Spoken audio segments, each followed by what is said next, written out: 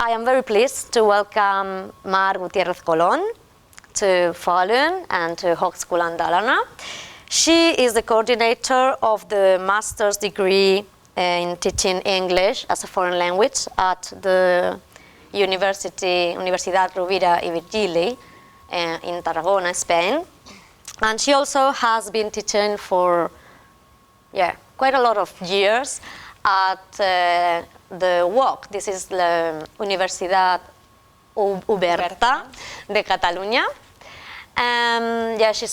She has a lot of experience. She has published quite a lot of articles and so on.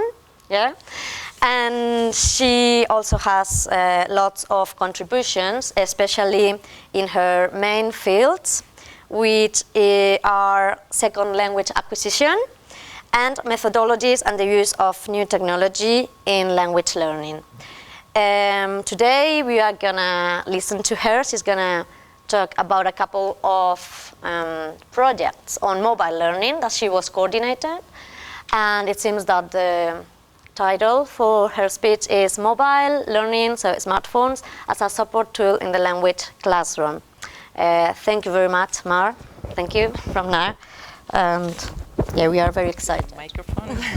Thank you very much, Arantxa. I hope they can hear me. Well, thank you very much. Before I start my talk, I would like to warmly thank you, the Spanish department at this university, because they have made possible my staying here. This is my first time in Sweden, and I really love it. And especially, I would like to thank you to Mrs. Arantxa Santos. I've been sending lots of mails to her, asking questions, and so she has also made possible my staying here. So thank you very much to everybody. I hope you have lots of questions at the end, because this is my intention. I am basically a researcher and a teacher, but a researcher, and this is my field of research nowadays, at the moment, and the more questions we have, the more research we can conduct, and so we can move on, right? So my intention is just to raise questions from you. So mobile learning, smartphones as a support tool in the language classroom. Well, first of all, I should say that I'm working at the Universitat Rovira i Virgili and also at the Universitat Oberta de Catalunya at the English and German department, well, just for you to situate my research. And this is the content of my talk. I would like to start talking about my personal experience on e-learning from the beginning. So e-learning and m-learning motivation, why I started working on e-learning, why I continued doing e-learning. Also, I would like to define or try to define m-learning, or what nowadays is considered to be m-learning, which is quite difficult to tackle and to define. Very brief history, but we need to know where we come from to see where we are now. Then I would like to talk about the present of m-learning. And so there I'm going to talk about my personal experience, projects. And I talk about my personal experience, you will see why. Because it has been field research, quite hard. I had to fight against many difficulties, but I think that we are in the right path. So that's why I'm going to talk about my personal experience on that. And then I'll give you some references just in case you want to read more and know more about the field. So let's start with my first slide, from e-learning to m-learning. Why am I doing this now? In 1996, I started working at the Universitat Rovira i Virgili. This is a traditional face-to-face university. At the English and German department, I teach theories on second language acquisition, methodology, English language, etc., etc. And in 1998, I applied for sort of a second job at the Universitat Oberta de Catalunya. That's the virtual university in Catalonia, set in Catalonia, but it works all over Spain, South America. Well, I applied for that job because I was really attracted to the idea of working in a virtual environment. Yeah? We are talking about 1998. Now it sounds natural, especially for you who work online. But at that time, it was very, very new. The idea was very new. So I started working, and my grandmother, who is very proud of me, started asking, so you have 2 jobs? And I said, yes. Show me, I can understand the first one, but show me the second job you have. So I put her in front of the screen, and I showed her my class. And she said, but where are your students? And I said, look, this list here are my students.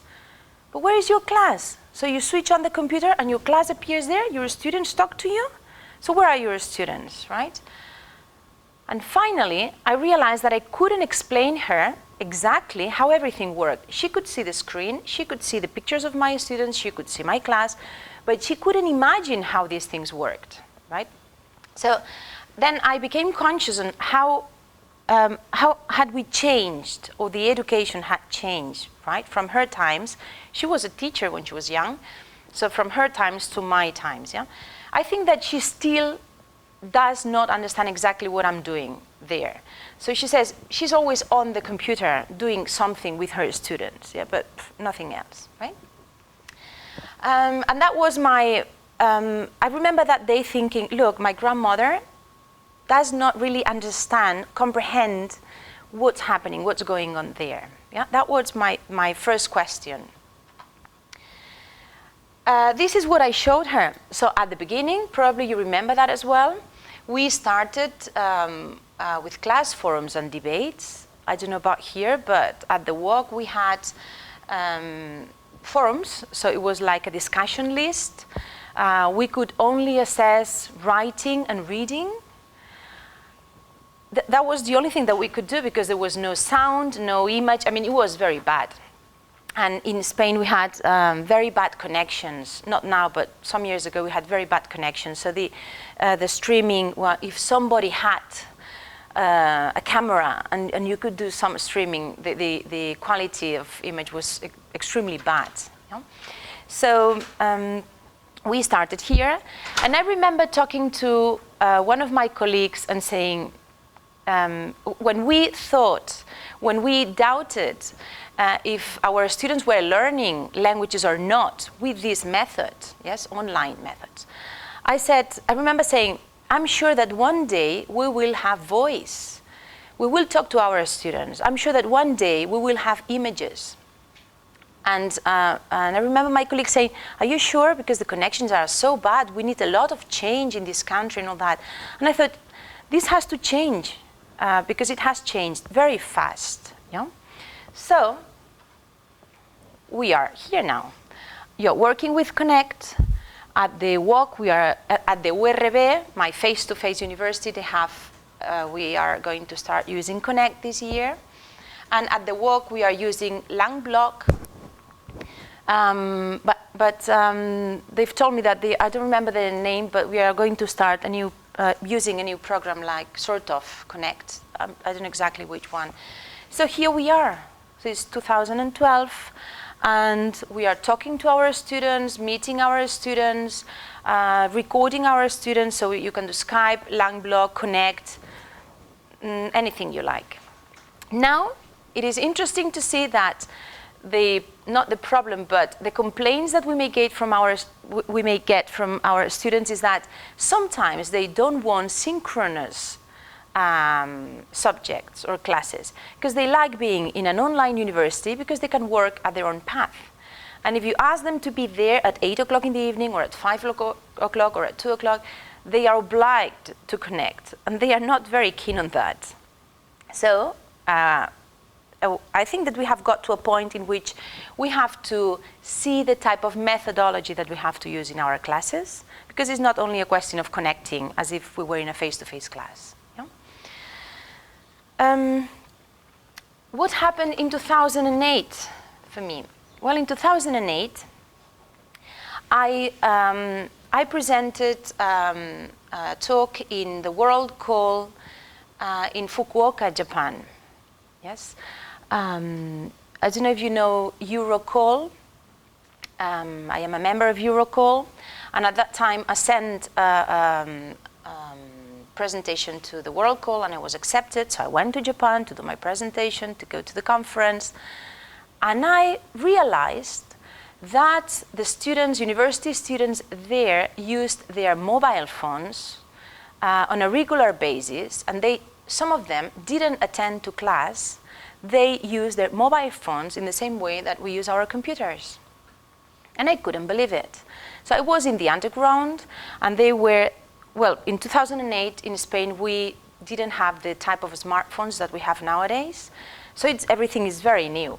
But I could see them with big smartphones, watching their teachers and listening to their teachers in the underground, for example, listening to lessons. I asked them, they were listening to the lessons because they were late to class, or because they couldn't attend, or because they didn't want to attend to class. And for me, that was, I don't know, a new discovery, yes? So then I asked more, and they told me that they use their mobile phones in the classrooms, but especially in the language classrooms, yeah, to learn languages. And I thought, I want that. I want to do that with my students as well. I want to start doing that in my country. And this is how everything started, yes? Look, there is a quotation here. I don't know if you can read it from there, but it says, in 2004, Tim Clark of the University of Southern California observed in Japan Media Review, a surprising number of Japan's high school students graduate without learning how to use a personal computer. In 2004 in Japan, many high school students didn't use the computer, but used the smartphone as we are using the computer. So it was like living in another world. And I thought, I want to start doing that. So that was my motivation. I would like to move on to the definitions. These are the first definitions that appeared on mobile phone. Any educational provision where the sole or dominant technologies are handheld or palm-top devices. Another one, mobile learning should be restricted to learning on devices which a lady can carry in her handbag or a gentleman can carry in his pocket. And another one, exploitation of ubiquitous handheld hardware, wireless networking and mobile telephony to enhance and extend the reach of teaching and learning. So as you can see, these were the first definitions of mobile learning, but they were all focused on technology. All talk about technology. So the first one focuses on technology. The second one on the mobility of the technology. So it's a gadget that you can carry in your pocket. That's mobile learning, just a gadget that you can carry in your pocket, only that. And the third one also talks about this mobility. Yeah? So that was the beginning. Yeah? We have now a more mature fields, and when we talk about mobile technology, we talk about methodology.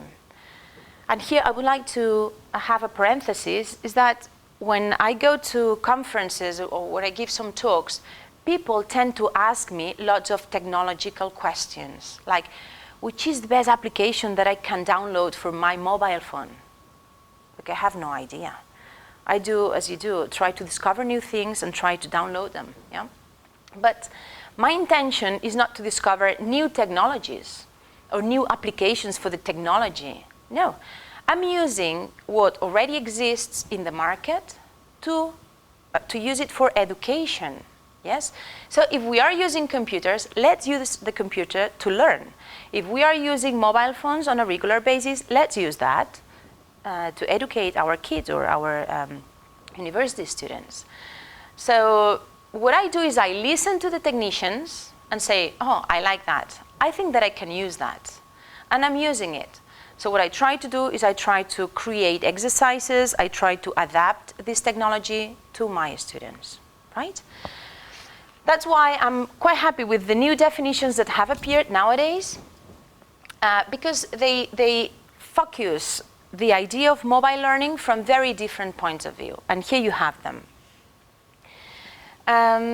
For example, some of the definitions are technology-driven mobile learning, so specific technological innovation is developed to demonstrate technical feasibility and pedagogical possibility. Yes, for example, WhatsApp, the application WhatsApp, we use it to communicate. Most of us in Spain, I don't know here, but in Spain we are hooked on WhatsApp. We are WhatsApping all day. So I'm using that for my classes, for example. Why not? It's just a way of using something that already exists. Miniature but portable e-learning. Handheld technologies are used to transport e-learning technology into mobile devices. So some people center their research on this. We have small gadgets. Let's use them, for example, to take them to places where we don't have computers. We can talk to some places in South America, for example, where they don't have computers because internet connection is impossible. Yes? So what they are doing nowadays is taking mobile technology. In India, where everybody has got a mobile phone, but only half of the population has got a computer. Yes? So this is a way of using these mobile technologies as well. Connected classroom learning. So M-learning, mobile learning, used to support the static collaborative learning. So students sending messages to answer questions to the blackboard, etc. Yes, or the smartboard, sorry, in that case. Mobile training and performance support. So technologies used to improve the productivity and efficiency of mobile workers. Well, we know that because probably in this university you also get messages saying when the course starts, when it finishes, remember to do this, remember to do that, yeah? And if not, we will.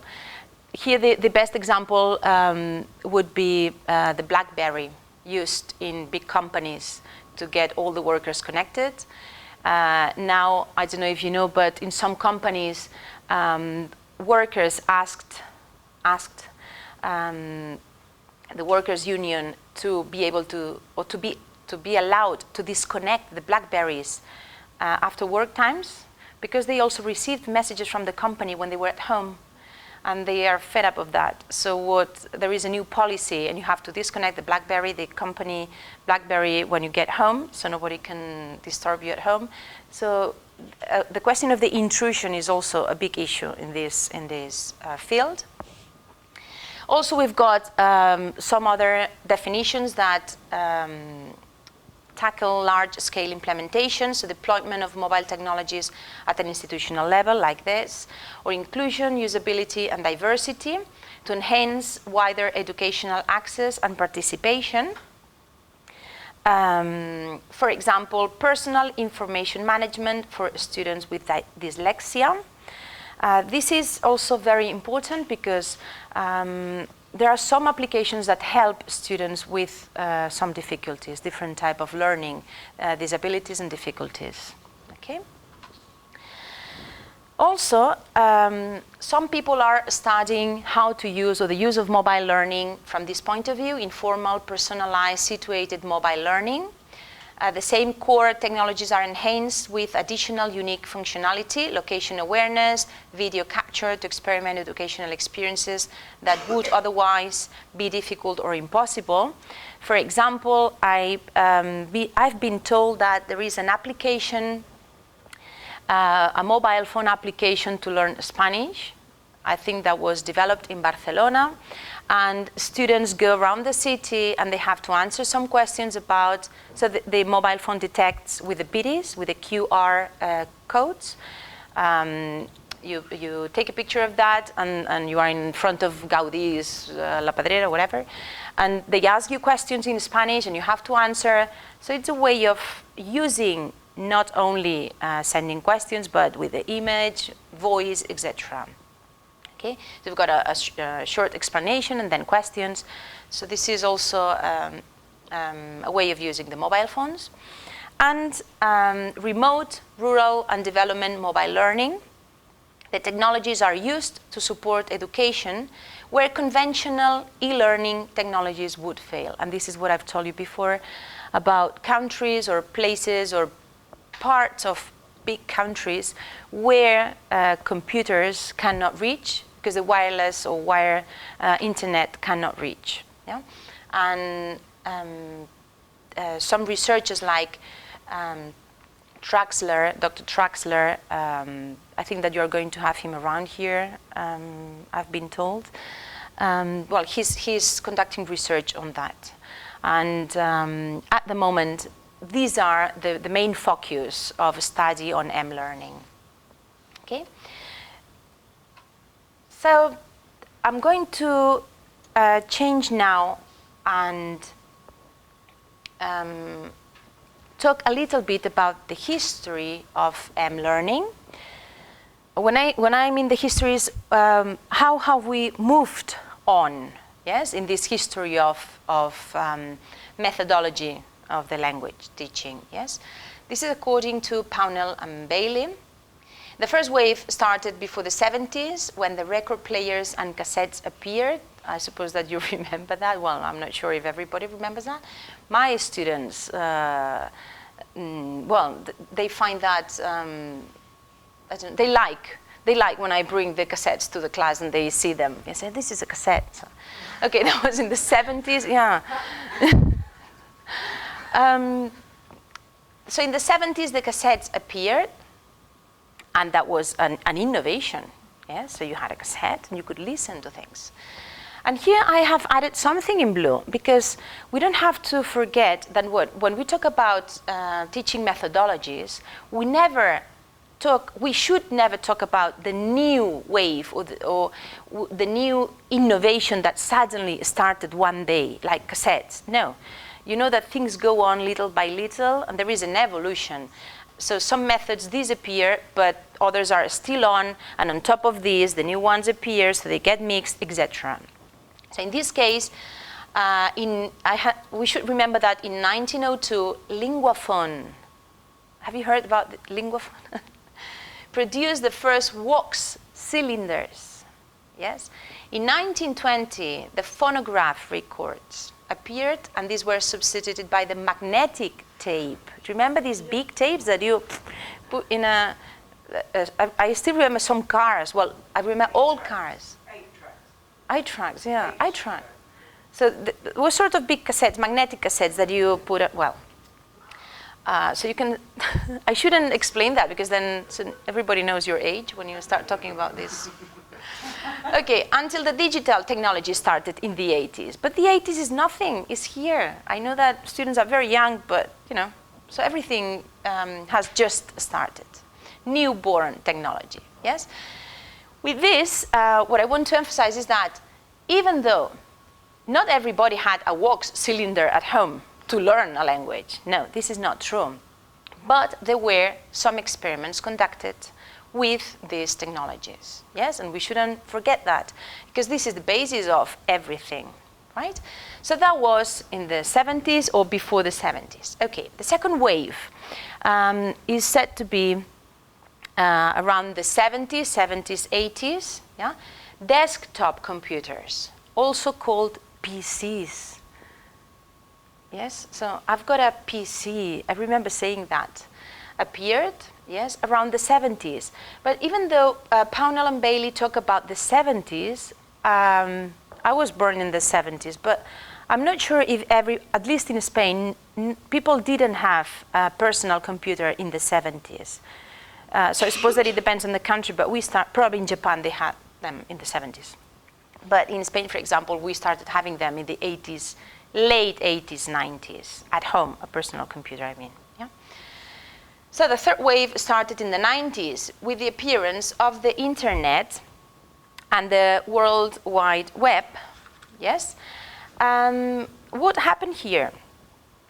Here it happened that with the 70s, when the first wave of technology started in the 70s, the exercises that were used were behaviorist learning models. I don't know if you are aware of that, if you are familiar with that, but that was repetition, drills, repeat after, listen to the sentence and repeat. So you repeated that and repeated that and repeated that, yes? I've got, before the cassettes, for example, I've got some discos, CD, no, not CDs. LPs, sorry, yes. So LPs, which belong to the American Army, for example, to learn German, or for the Germans to learn English, yes? And when you play them, they're like, hello, my name is John, repeat that, my name is John.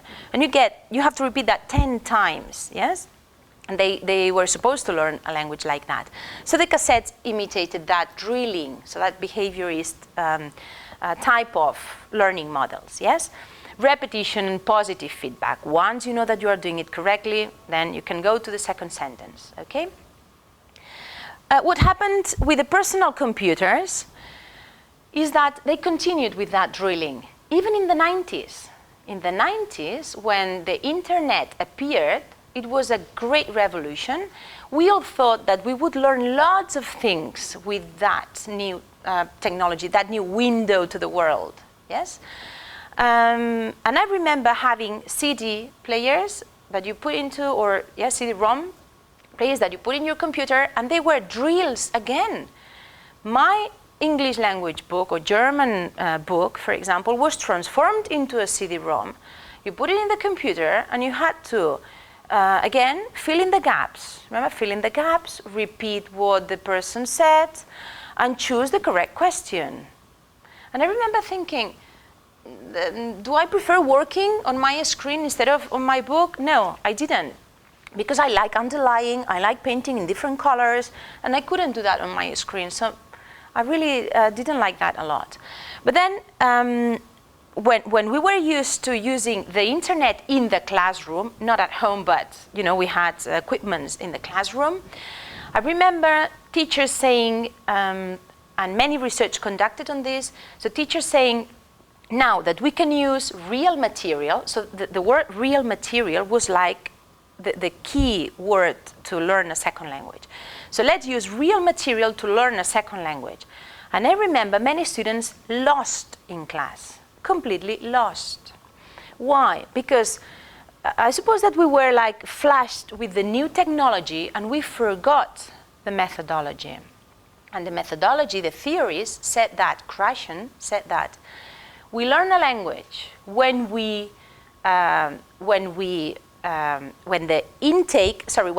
input is just one step beyond what you know. Yes? So it's input plus one.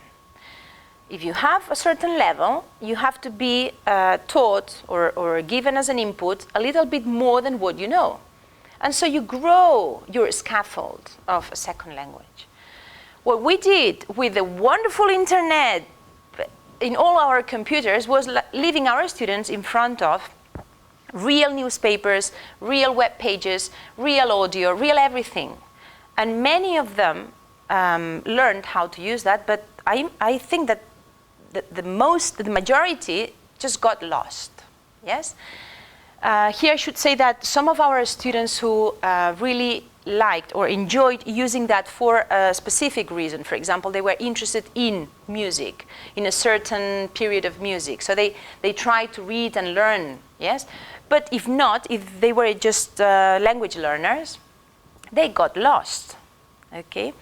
And there is a lot of research conducted on that, but it's interesting because it seems that in the 90s, the technology stopped or made our methodologies go slower because teachers got lost. We didn't know exactly how to use that in class, right?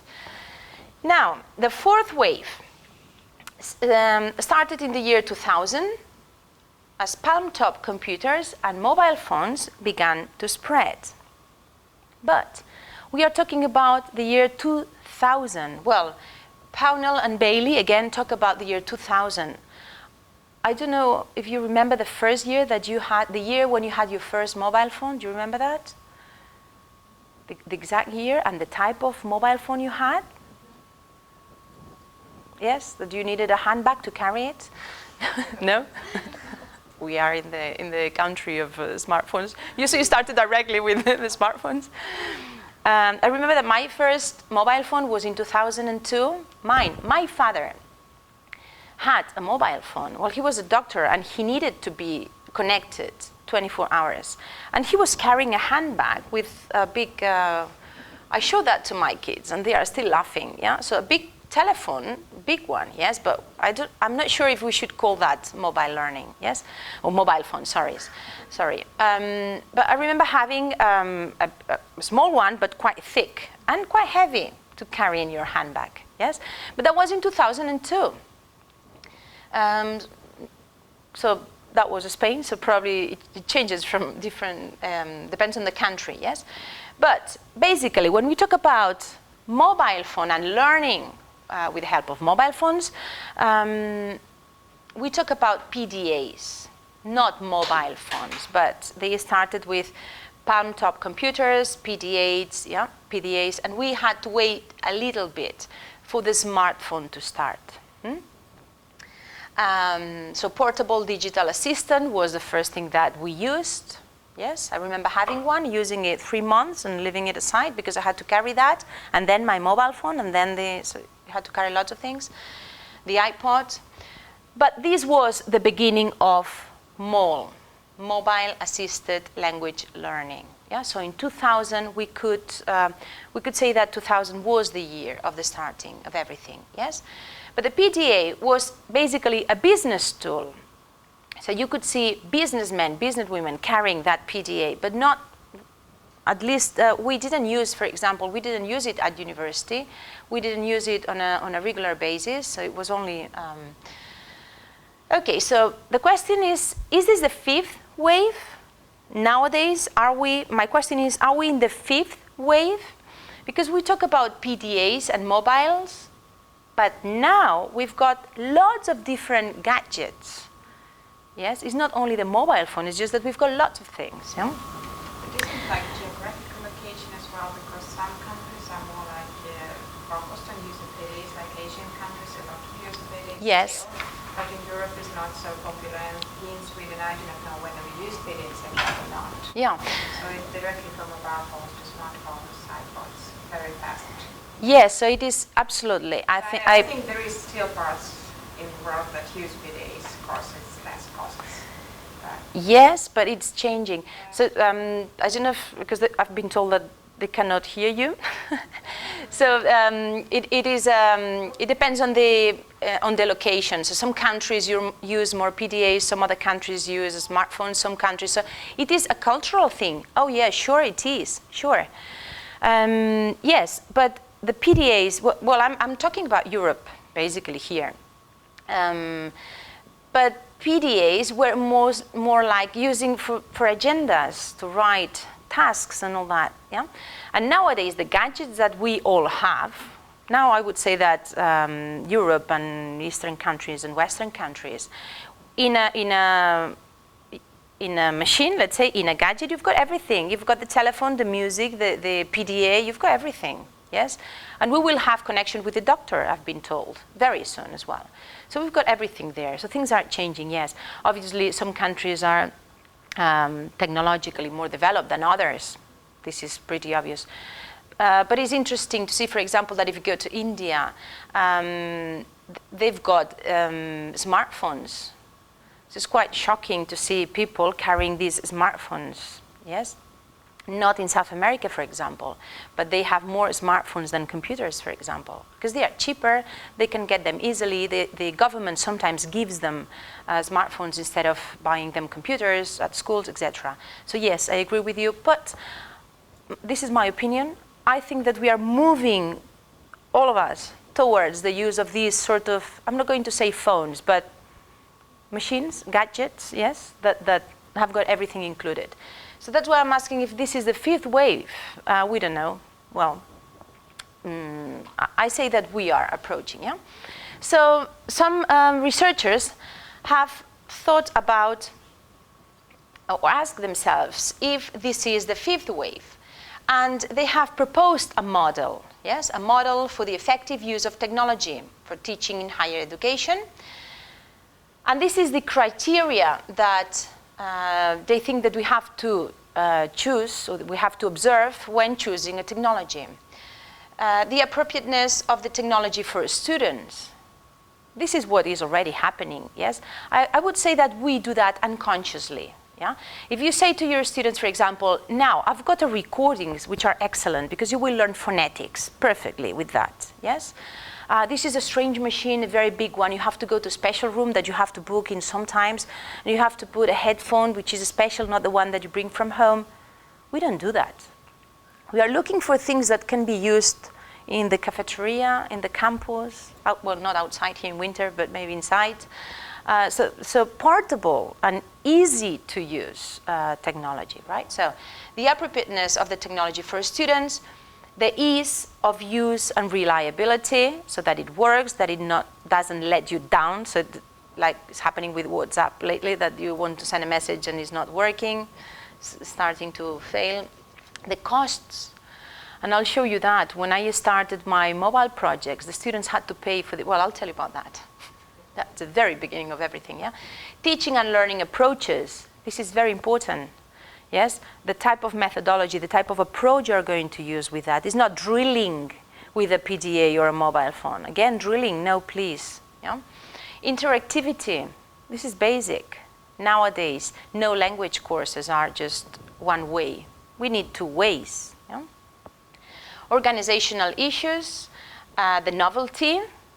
We don't have to forget that our students love new things. Not all of them maybe, but it's 90%, yeah? If you explain them how to use that and they feel secure with that, they know how to use that, they will use it. They love the novelty. And also the speed, how quickly materials can be developed.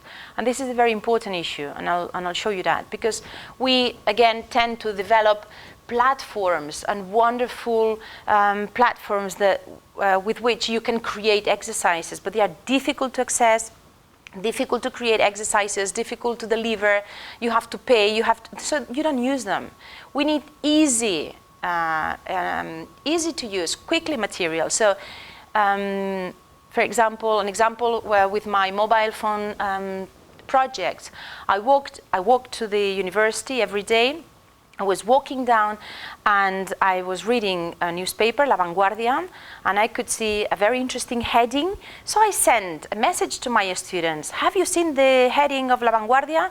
Because I know that they get it for free at the university. So they were all reading that and sending messages in English, yes, quick prompts on that heading. So this is a quick material, and it's not difficult, it's just a question with an SMS, yes? But they are using English, for example, okay?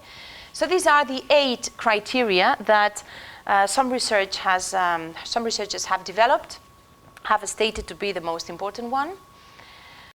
And these are the obstacles. I'm going to go through them very fast because these are the basic ones, and I'm going to show you this because you'll see that I found them in my projects as well. Intrusiveness. Students do not like receiving pedagogical messages that may be intruders in their personal space. Yes? So Kennedy and Levi conducted a research. They taught Italian using the mobile phone in 2008. So that was the first field research that was conducted, and students complained because they received lots of messages when they were at home, and they didn't like that. On the contrary, when I asked in Japan, the teachers there told me that they send messages at any time, 24 hours a day, to their students, and they don't complain. And I thought, I'm not sure if I send a message to my students at 12 o'clock at night, in Spain probably you'll find them in the street and tell you everything. So, you know, I don't know here, but I mean, I'm not doing that, obviously. But I tried at night, and I'll tell you what happens. The costs. Students have to pay for telephone services, and they cannot accept paying for pedagogical applications. You know that. As soon as you tell them, look, you have to pay nothing, but something. Oh, no, I'm paying university fees, I bought the books, I've bought the notes, I'm not going to pay for an extra thing that you have invented. yes? Although I'll tell you that in my first project, they had to pay the SMS, and they were so happy that they paid. And well, I'll tell you about that. But technological constraints, telephones, screen, and keyboard are small. This is still a complaint that we have, that you have to create exercises that feed into that screen, because otherwise it is very uncomfortable and your eyes are sore at the end of the day. Pedagogical foundations, they stated that language learning through mobile phones was restricted to isolated words and grammar rules without context, no audio, no feedback. Well, that was in 2008, but nowadays we know that this is not true. You've got image, you've got video, you've got the QR codes that you can create, and this opens you a new window, etc., etc. So this is changing very fast. Yeah? Usability, many of the mobile phones the students have access to are simply not designed for educational purposes and are difficult to use. This is Stockwell, is one of the big names for mobile learning. He's got excellent articles and research conducted on that. And he's very critic, although he's conducting some experiments with lots of students in Japan, but he's very critic. So still, he believes that some students do not have appropriate mobile phones. Yeah, it has happened in my university. When I have asked my students who's got a smartphone and who would like to participate, only half of the class raised their hands. Many of them do not have internet connection. I don't know here in this country, but in Spain, internet connection is getting cheaper, but it's still, you need money to pay that, so it's not. In Japan, for example, it's extremely cheap. In China as well. I've been told that it's almost free. Yeah? And in Spain, for example, we don't have free access. Like I've seen here that in the hotels, we don't have that in Spain. You have to pay for everything, and well, okay, it's going to change, I'm sure. And PC versus mobile. So still some research conducted on asking students what do they prefer, and many students still say PC, so personal computers. But here my question is, what type of exercises were they asked to do? Because if you just take the exercises that you are doing online and you put them in your mobile phone, they do not work. So I'm not sure about this one. I think there is some always started comparing PC and mobile phones, yeah, between Korean and the American students is on the way of the Computers and Education Journal. And they're also investigating if they still want to use PC or mobile phones. It's turning more to mobile phones right now. Okay, right. So accepted manuscript, you can see it. Oh, good. Yes. Oh, I didn't know that one then. Because I know that well, I've put Stockwell here because he's the one who has conducted this research, but there are more research conducted on that. And students, they seem to still prefer computers, but again, the exercises, I mean, I think that our role as teachers is extremely important, because here the key question, the key idea is methodology. Methodology, not technology. So it depends on what you do with your mobile phones, yes? They will prefer one or another. So it depends on the exercise or on the activity, okay? Well, so these are the obstacles. Well, I could add some more that I have experienced, which are not so, maybe mine are more detailed, but we can talk about this later, but I don't want to sound negative because I'm really excited about my research. So we can talk about the problems later on. And why do they attract attention to the educators? Well, because they are widely spread among world population, so mostly everybody has got a mobile phone and not computers. Mobile phones are cheaper than computers, for example. Well, yes. I was thinking about the new Galaxy 3, but no, yes, it's still cheaper. The short message service is cheap and easy to use. And I'm talking about the short message service, but we know that in all countries we've got a free one, like WhatsApp, or probably you're using any other. Smartphones have immediate connection to a server, and this is very fast. You carry it, you connect, and you look for things, okay? And now well, here you've got two references because it is impossible. So I need 3 hours if I want to tell you all the research that has been conducted on mobile phones. But here you've got, for example, this first article, Critical Analysis of the State of the Art, which is in Journal of Computer Assisted Learning. And then you've got the International Association for Mobile Learning, eLearning. I am also a member of this association. Traxler is, I think that he is the president now, or he was until last year. And I've been told that he's going to be one of the members of the team of this university who's going to work or think about the future of this university. So well, congratulations, because when I heard that, I thought, oh my God. Okay, so here you've got the link, and here you've got a list of all the projects that are being conducted now, yes, that have been, but basically that are being conducted now on mobile learning. I'm sure that they will send you this PowerPoint so you can copy the link. Yes, so here you can learn everything is here. Okay, so right. So my own experience. Now,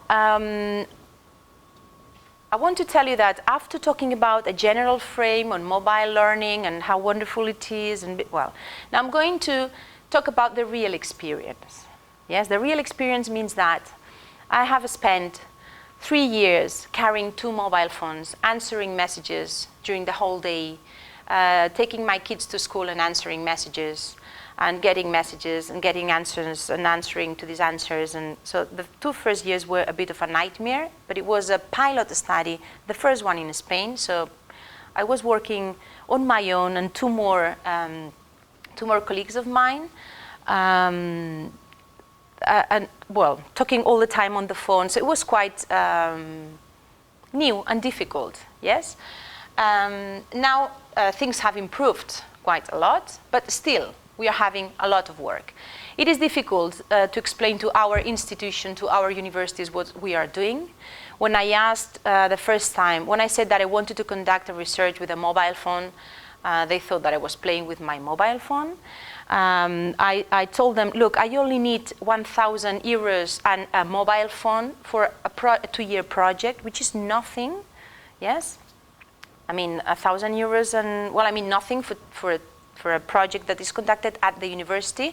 You should see the money that other people ask in for example, in chemistry or technical people, yes?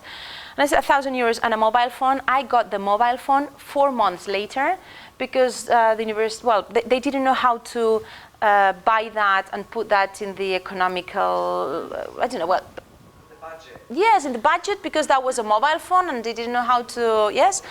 And I said, and they told me, can you do it without the mobile phone? I said, look, my project goes about mobile phones. I'm only asking for 1 mobile phone for the whole team. So if I don't get that mobile phone, I don't want the project. So things like that, that now the technicians, they are really nice at my university, and we laugh, you know, about this anecdote. But at the beginning, that was the big issue, to get a mobile phone, yeah? So I'm saying this because I've been in many conferences and people talk about this, the future of the world using mobile phones and the wonderful countries and universities using this type of, you know. And then I always think, have you ever tried to really carry out one of these projects and ask for the money and carry the mobile phone and answer the messages? And this is a lot of work nowadays. Again, nowadays. Now I am at the point that I've told you when I started working at the walk, that I said, I'm sure that in the future we will talk to our students. Now I am sure that one day I will laugh a lot about this experience, yes? But this is the beginning, and this is what we have to do, yeah? Okay, so I'm basically going to talk about these 2 projects. The first one is the title was, Is using SMS messages via mobile phone an effective tool in terms of a student's engagement, timing, usefulness, and feedback? Pilot study. I didn't dare to say that that was a project. I put pilot study because I thought maybe in 3 months' time nobody's going to answer me and this is going to be the end of everything, yeah? It wasn't, but, you know. So I've got another one, methodological study on the use of 3G mobile phones, smartphones, for the acquisition of a foreign language. And now I have asked for a new one, which is a continuation of this. I have asked a big budget and big team with the ministry, the Education Ministry of Spain, and I'm waiting to see what they say, but I'm not sure with the economical crisis. Okay. I'm not going to talk about negative things. Good. The aim of the experimental study was to find out the potential of using SMS as a support tool in the EFL class. So imagine, my intention was see what happens if I use mobile phones in the class. That was the basic question. Yeah? The research questions was that I formulated were, is using SMS messages via mobile phone an effective tool in terms of motivation and engagement? Do they like receiving these mini lessons? Yeah? What is the appropriate timing for the activities to be sent? Look, I didn't know what time was better for them to receive the message. I didn't know anything, in fact. Yes? Now, I chose using SMS messages. Why? Because most of my students didn't have internet connection. Most of them didn't have smartphones. Yes? And I'm talking about, that started in 2009. WhatsApp was not in Spain, was not a common program to be used, so they had to pay for the SMS. So one day I went to class and I said, look, I'm going to carry out this project, we are going to be the pioneers in this country and blah, blah, blah, blah. Would you like to participate? And many of them said yes, but then only some of them could participate because, well, for many different reasons. And finally I had to use SMS messages. And I sent them messages and they answered back, but they had to pay for the messages. It wasn't expensive. At the end of the experiment, I think that they had spent 10 euros. How many students were left at the end of the project? Left. Still in the project? 13 participated. I would say that only 1/3 of the class participated. Some of them didn't want to spend their money because they didn't know how much would that cost. How many from the beginning? It was 13 from the 13 and 13, yes. And they were so excited, yes. So they were really nice because they were very happy to be in that project, okay? So 13 students, and we created SMS-based exercises, okay? Now, I'm going to show you an example because I also think that my projects, what I want, well, this one now seems a bit too old-fashioned, but it may give you some ideas. Because many projects do not tell you, do not show you the exercises, yes? And I think that this is really important for us, to know what happened. I don't know if you can read that. Well, this is what we sent. We sent a message which was a text in English with vocabulary, yes? A reading comprehension text. And then we sent them 2 questions. For example, the first one was, hello, we know that nowadays young people always carry a mobile phone. Many studies suggest that you enjoy sending and receiving SMS and MMS. These studies also suggest that many people download games and play with these games when they are bored, in capital letters, waiting in the bus, train, etc. Nevertheless, some people find these games boring because they believe that the screen is too small. In some countries like Japan, people toy with their mobile a lot more than we do. They watch TV with it and even receive video lessons from their universities. Maybe one day we will do the same, who knows? Be boring, bored. Adjectives that end with ed talk about our feelings. Adjectives that end with ing talk about a person. So it was like a mini lesson, okay? The examples and then, right? We sent that one day. The following day, we sent a message, exercise 1, that said, it's Saturday evening. You are watching a TV program. Are you boring or are you bored? So we waited for 1 or 2 days, right? So they may have forgotten the first message or, So are you bored or boring? Okay. The second one, I didn't add the second one, but the second one had to do with toy with. So we used vocabulary, we used verbs, etc. Yeah? And then at the end, we send them feedback. Yeah? Thanks for your SMS. Feedback for the first lesson. If you are bored, Why don't you go to the cinema or toy with your mobile phone? Well done. Yeah? So again, we use the same words to send them the feedback. So the same word was repeated 3 times. That was the idea of the first project. If you are, for time constraints, I don't have time to show you more, but if you are interested in more exercises like this, I mean, we created all of them. We created the text. It's very time consuming, but once you have prepared this, you have them. Like preparing, I mean, a language course and the exercises, yeah? Okay, the conclusions of this project. The subjects had the feeling that they were receiving private lessons with highly personalized material. They were very happy because they felt part of a project and they liked receiving English lessons in the mobile phone. Yeah? They enjoyed being able to answer from anywhere. They told me that.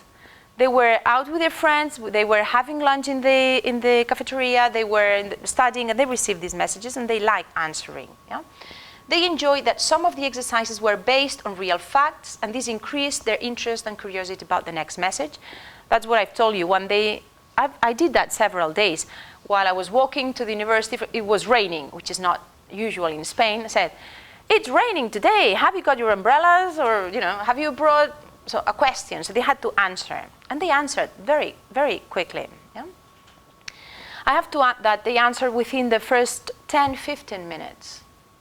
So they quite fast. Yeah? All of them explained that they had the feeling that they were living a special moment as subjects of an experiment with a new methodology. I couldn't believe it. So they told me, "I know that nobody is doing that, so we are the first one. So we are very happy that we are using the mobile phone to learn English." Yes?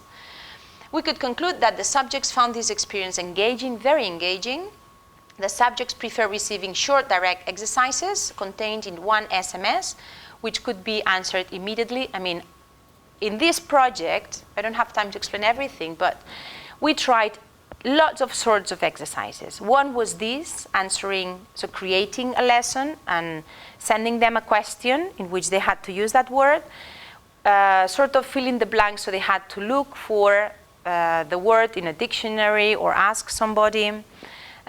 So we tried to create different type of exercises, but they preferred this type of lessons. So they could read the word and say, "Oh, look, this word means that."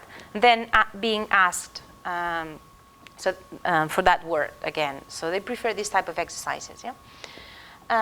According to the data obtained, we could also conclude that the subjects preferred answering the exercises that did not need any support material. So they didn't like, well, we know that. Students do not like be bothered. And now go consult the dictionary or go to and ask. They don't like that. So exercises that are self-contained. But look, this was the beginning, SMS messages. Nowadays, you can include a link, you can include, things are changing. Yeah? The second project was another step. Again, this time we wanted to see if their motivation towards reading in English improved. Okay? This time we had 126 students from different faculties. Yes? This time I had to visit. When I talk about a team, I talk about a team of 3 people, me and 2 others. So Idoia Triana and Isabel Gibert, so I have to say their names and in the first project also Pera Gallardo, who helped me a lot. But basically it's a very small team, so we have to do everything. So I visited lots and lots of classes. I went to the School of Engineers, to the Faculty of Humanities.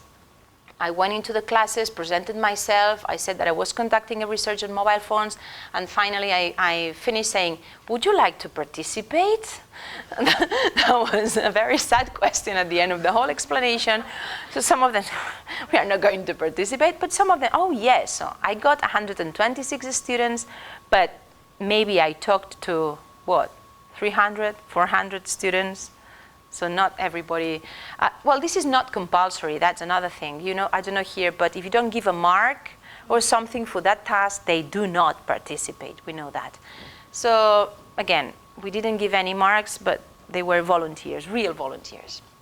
So this time what we did was, we created web-based exercises with SurveyMonkey, but I mean, you can use any other type of program. But in this case, we created web-based exercises. So we could create all of them and so send them every week. Yeah? Another problem that we had, sorry, parenthesis, we don't have now, and if you know one that is very new, please tell me, we don't have any web-based program that is connected directly to the mobile phone. So, when you create exercises on SurveyMonkey, this creates a link that I have to send to my Gmail, copy-paste it to my WhatsApp, and send it to my students. Do you understand what I mean? So there isn't a system for which I create exercises here, so I can, create them and have them here in a place, yes, in a real place, and send them to my students, to their mobile phones. Still, we don't have a link. I have talked to technicians, and they still have to develop that. Again, I hope that this is recorded, but I'm sure that in 1 year time, 2 years time, this is going to be solved. But nowadays we have. There is a European project that has created an environment that does this. But again, it is too complex to be used. Lots of time consumed creating an exercise, so I wouldn't bother using that. I think there is a technical solution now that you can create an application.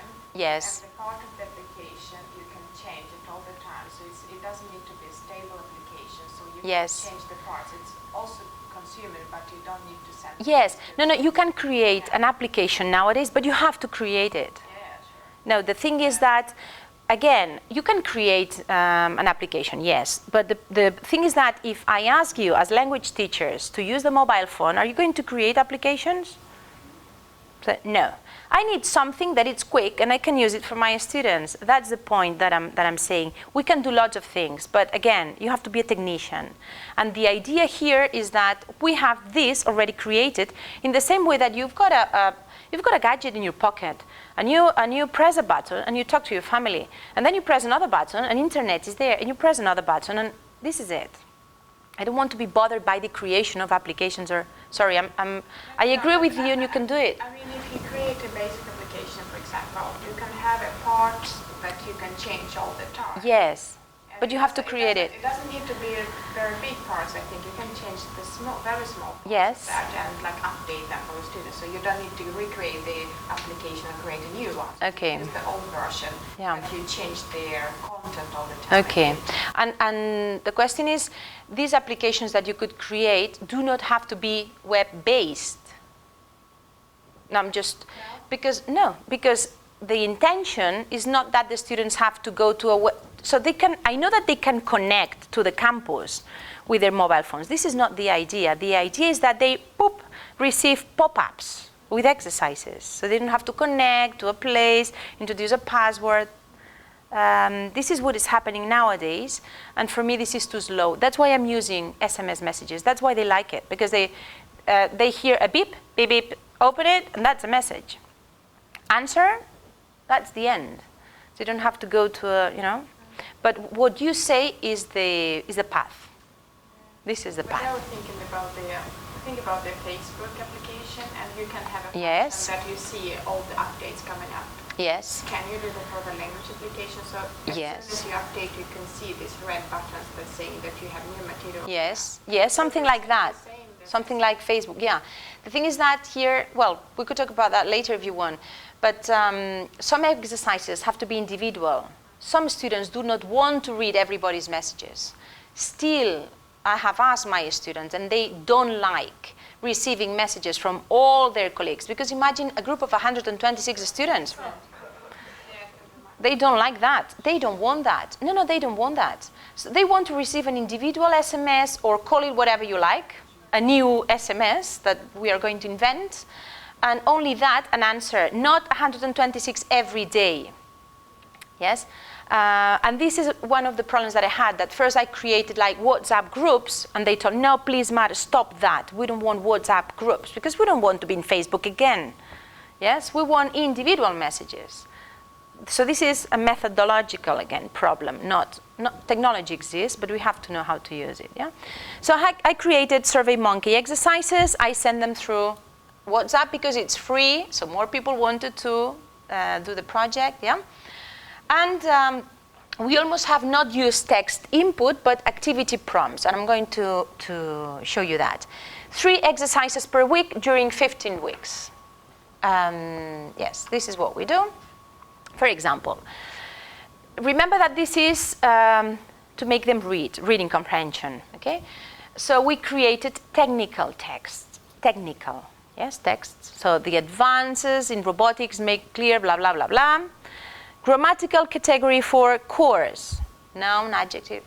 So they had to choose one, yes, and they received the correct answer is noun. We did that. Okay, but this is, sometimes I think that I've got another example. Yeah, sometimes they had to fill the gap with a word that they needed. Yes, Nokia initially fell as much as 9%. Fill in the gap, so the correct answer is shares. Okay, again, this is a bit of a drilling exercise, and I don't like repeating the errors of the past. But since it was reading comprehension, yes, we thought that, well, this could be a way of making them use the mobile phone, getting used to using the mobile phones in the classroom. Another one, for example, Marie Curie, well, a text about her. Then a reading comprehension, a real reading comprehension question. We had more reading comprehension than fill in the gaps, right? They had to answer, and then why did we do that? Instead of, because in the first project, they sent me I carried the mobile phone. They sent me the answer and said, Maria, I'm sorry, but your question is wrong. You should have said blah, blah, blah, blah. And she said to me, oh, thank you, Mar. Where are you now? I'm studying in the library. Well, so my whole day was, my colleagues laughed when they saw me. The other mothers at school, when I went to pick up my kids at school, they were laughing because my mobile phone was beep, beep, beeping all the time. So my second project, I thought, Mar, you have to improve that. This is not the future of mobile learning. We are not going to carry a mobile phone the whole day, yes? But I have to tell you the beginnings. So we created that. To tell you the truth, the students were happier with the first method. They love receiving personalized messages. But they've told me this time that they are happy with that as well. Why? Because they, in the first project, when they sent me the message, I wanted to answer fast, so they felt that I was there. Now, with this method, they receive an automatic answer, which is straight forward. So, and they also feel happy with that, yes? Unfortunately, I cannot give you the conclusions because we are now gathering all the material and the answers. But I got only 20 answers, only 20 messages with the feedback, and they are all happy. They seem all to be happy, and they feel that they are not so afraid of reading in English now because they are used to receiving these short messages in English in their mobile phones. Again, remember that in Spain we don't have the television is in Spanish. We don't have it dubbed as you have it here. So English is, well, I'm not going to be too extreme with that, but they are not used to receiving or to listening or to reading in English on a regular basis. So for them, this was like being in contact with English every day, which I think that, for example, here could do with Spanish, yes? Receiving Spanish messages every day, yeah? Or every 3 days. I'm finishing. So, do you remember the negative aspects that we talked about? In my projects, I can tell you that they didn't feel that, so this idea of intrusiveness, they didn't feel that. I send messages at 11 o'clock at night on Friday, for example, to see what happened. And they answered, all of them. They answered. On Monday, if I found some of them in the faculty, said, hey, come here. Where were you on Friday night answering me? Oh, we were on the pub answering you. That was so funny. So I'm sure that this is not the future, so they won't find it funny to receive, lessons. But now we have to know that they are motivated. There is motivation. And this is important, because we have to be careful and keep on with this motivation, yes, and not demotivate them. Yeah? The costs, yes, in the first one, but they were not very expensive, and not in the second one. Yeah? In fact, even for the teachers, it's not expensive.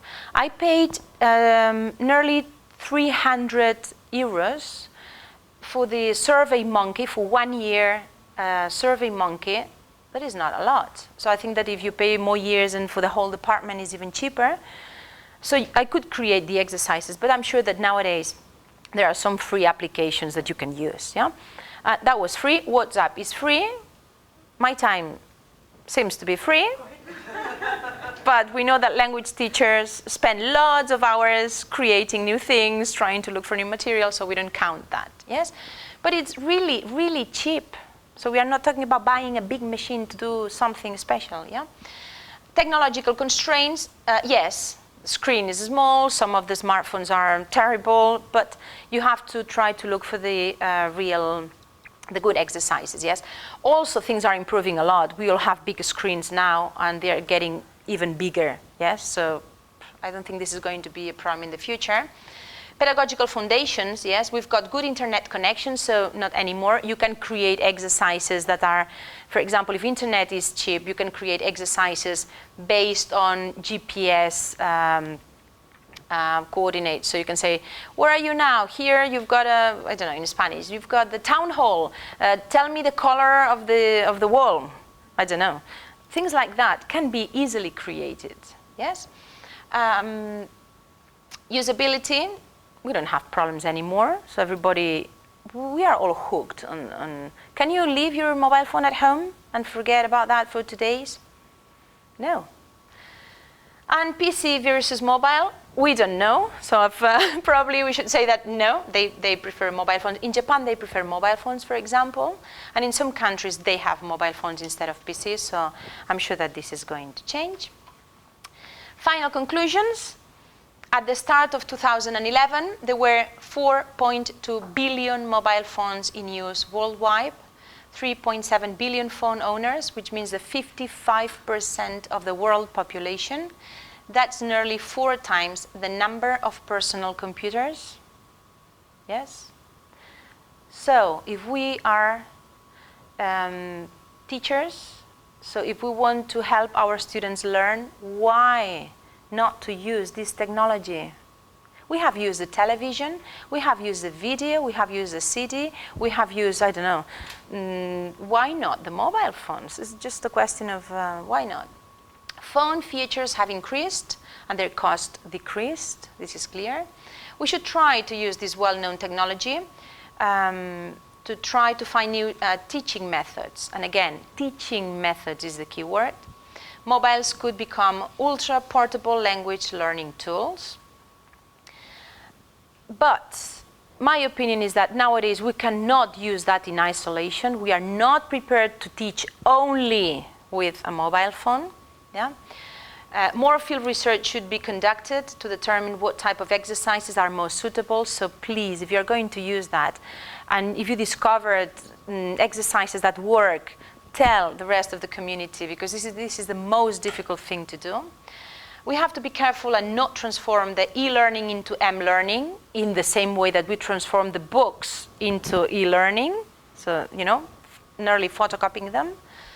And some years ago, some researchers believed that m-learning would become part of the e-learning. They said, now m-learning is going to be part of e-learning, and that's going to be the same.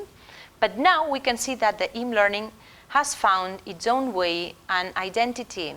So we should develop it as much as possible, because it's getting its own space, yes, within the world of new technologies. And that's it. I've left you some references that I have used for this talk. If you are interested in more references or anything, just let me know. We don't have time and space to do more, but this is it. And thank you very much for everything. If you have any questions, thanks a lot.